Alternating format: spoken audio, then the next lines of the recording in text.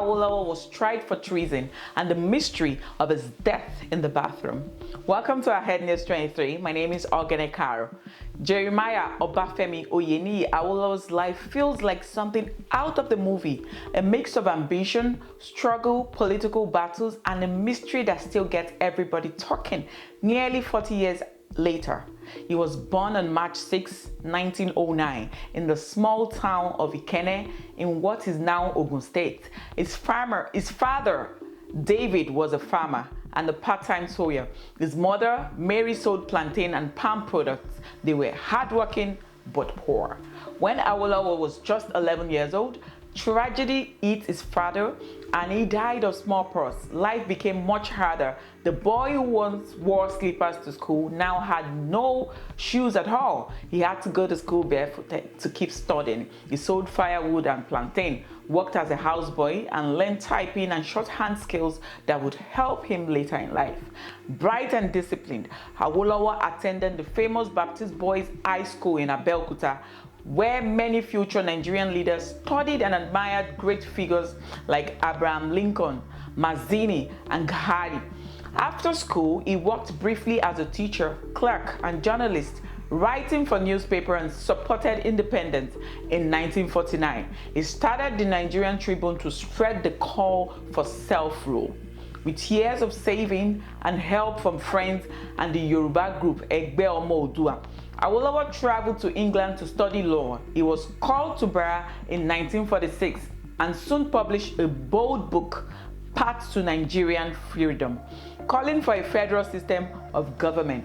Back in Nigeria, he founded the Action Group AG in 1951. By 1954, he became the premier of the Western region. He was a visionary leader, introducing free primary education, free healthcare for children, Africa's first TV station, Liberty Stadium, Cocoa House, and new industries. Under him, the Western region became a model for the rest of Africa. But politics in Nigeria could be brutal. Awolowo's deputy, Ladoke Akitola, broke away, leading to violent clashes in the streets known as Operation Wetie, where political opponents were set on fire. By 1962, things had gotten so bad that the federal government declared a state of emergency.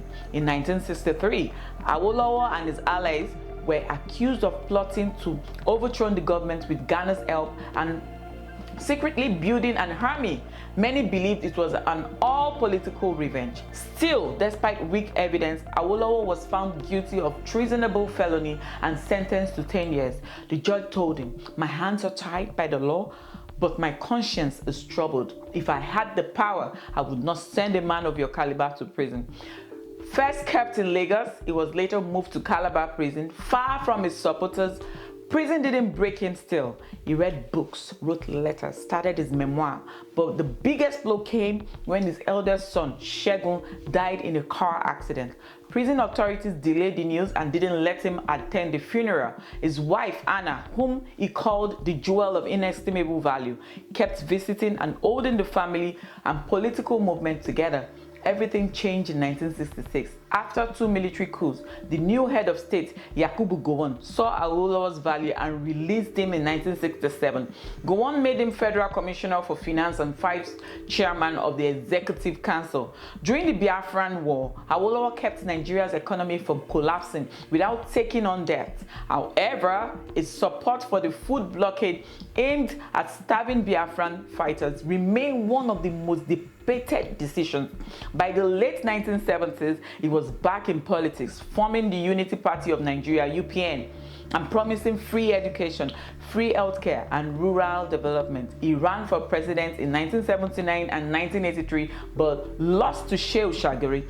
The 1979 court case, Awolowo vs. Shagari, is still remembered as one of the Nigerian most controversial election rulings. After the 1983 coup, he retired from active politics and focused on writing and advising. Then came May 9, 1987, the day the mystery began. The official story was that Awolowo collapsed in the bathroom while brushing his teeth. likely from a sudden medical problem, but rumors soon spread. Some claim he took poison to avoid arrest over a planned uprising against General Babangida's regime, a plot allegedly betrayed by a close ally, Chief Lateef Jakonde, who denied it. His daughter, Dr. Tokunbo Awolowo Dosumu, believes no one will ever know the full truth. Awolowo was buried in Ikenne, now home to a museum in his memory. He was given Nigeria's highest national honor, the GCFR. His face is on the 100 naira note, and his name lives on in institutions like Obafemi Awolowo University. From a barefoot village boy to a national leader, from a prison cell to the heights of government, Awolowo's life is a story of vision, courage, and determination. But his death, wrapped in unanswered questions, ensured his legend will always carry a touch of mystery. Tell us what you think in the comment below. This has been a nice ride, and I remain Ikenne with our Head News 23. Do not forget to like, share, and subscribe. Until next time.